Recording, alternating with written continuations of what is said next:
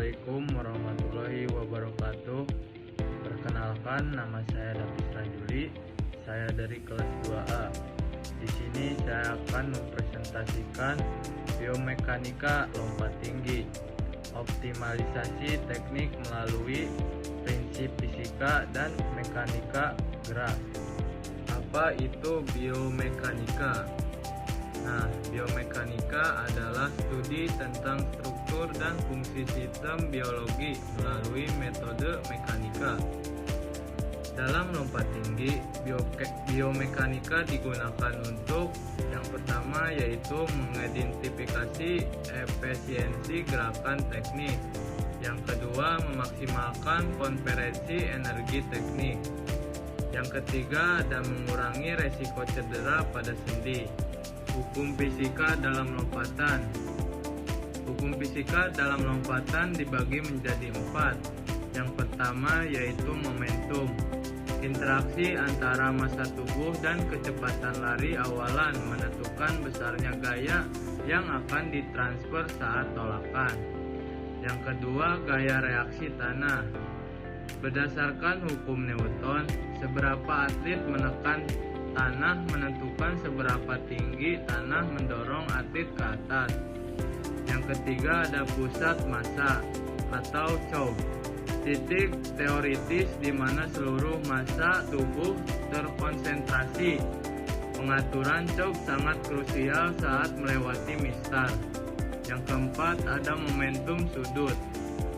Rotasi tubuh yang dihasilkan saat lepas landas memungkinkan atlet untuk memutar punggung melewati mistar. Di fase awalan atau strategi Z-Curve. Teknik Z-Curve menggabungkan lari lurus untuk kecepatan dan lari melengkung untuk menciptakan rotasi. Ada 3 bagian. Yang pertama, lurus 5-7 langkah, membangun kecepatan horizontal maksimal. Yang kedua ada lengkung 3-5 langkah, menciptakan gaya spiritual dan kemiringan tubuh atau lean. Yang ketiga ada lean, memungkinkan pusat massa turun sebelum tolakan tanpa mengurangi kecepatan. Fase tolakan atau take off. Tahap paling kritis di mana kecepatan horizontal diubah menjadi kecepatan vertikal. Nah, sudut tumpuannya yaitu kaki tumpuan harus mendarat dengan tumit lebih dahulu dengan sudut lutut optimal 130 derajat sampai 160 untuk efek pegas maksimal. Nah, efisiensi konversi kecepatan. Optimalisasi vektor, atlet mampu mempertahankan 90% kecepatan horizontal hingga langkah terakhir dan mengalihkannya menjadi dorongan vertikal yang eksplosif. Nah, sudut lepas landasnya itu 50 derajat sampai 58. Durasi kontaknya itu 17 sampai 22 detik.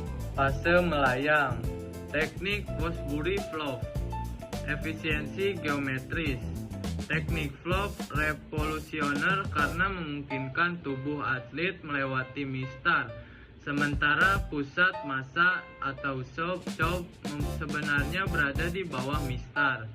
Ini diciptakan melalui pelengkungan punggung atau airswing yang ekstrim, memanipulasi distribusi massa tubuh di udara. Nah, di fase pendaratan atau landing, meskipun bukan bagian dari pencapaian tinggi, pendaratan yang benar penting untuk keamanan. Nah, yang pertama itu ada distribusi tekanan, mendarat di bagian bahu atau punggung atas. Yang kedua ada disipasi energi, menggunakan matras busa densitas tinggi untuk menyerap gaya impact. Yang ketiga ada posisi kaki. Kaki harus tetap rileks agar tidak menendang wajah saat mendarat. Kesimpulannya yaitu kunci utama keberhasilan lompat tinggi terletak pada kecepatan untuk menciptakan gaya tolak.